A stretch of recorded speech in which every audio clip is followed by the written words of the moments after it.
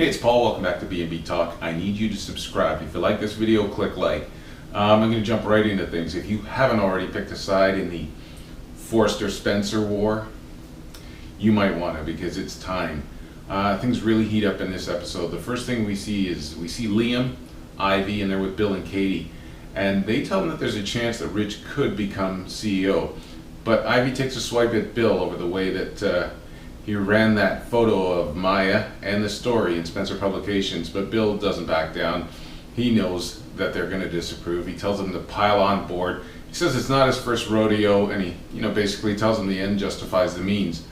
But they also give him hope by telling him that there's a morals clause, and that Ridge is going to try to get Eric to use the morals clause to get Rick out on a technicality. So there's a little bit of hope there. We also see Rick, and he's with his mom, and he tells her that Ridge asks for him to be fired on that same morals clause. Now Brooke is outraged, and then actually Rick's happy, obviously, because it backfired, and he tells her that Eric's on his side.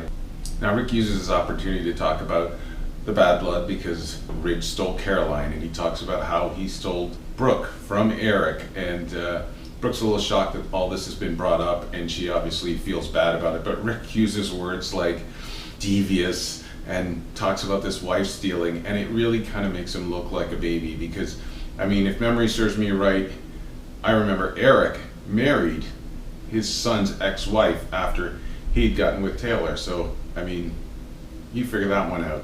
Rick tells his mom he loves knowing that Ridge is going to work for him for the rest of his career. He tells her that he's going to work, and that he hasn't forgot about Maya, even though he's not really doing a really good job of searching for her. He says he's got to go back to work and pick up the pieces and go on.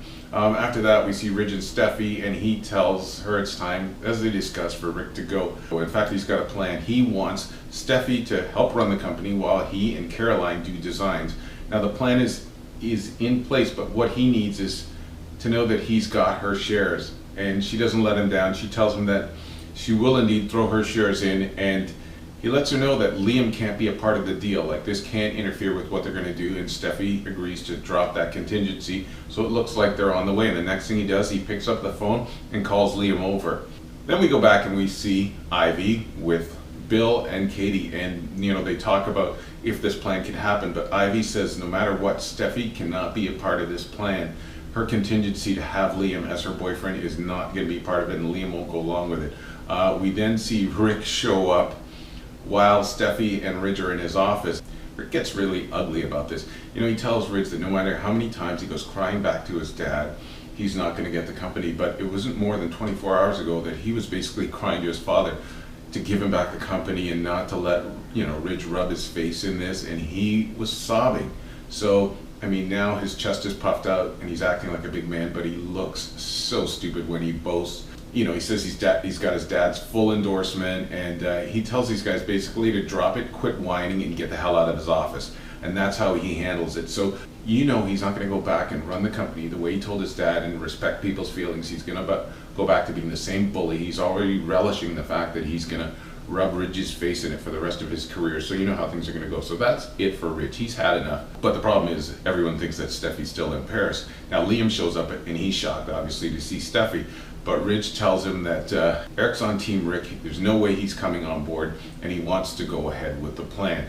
But the one thing he says, and he knows that they're all going to pool their shares, but the one thing he says is that, one, Steffi's contingency isn't part of the plan, and the other thing is that his other condition is that there's no Bill Spencer. He does not want Bill as any part of the company or anywhere near there. And he says to Liam, is it yes or no? And that's where we leave things. So as you can tell, things are burning up.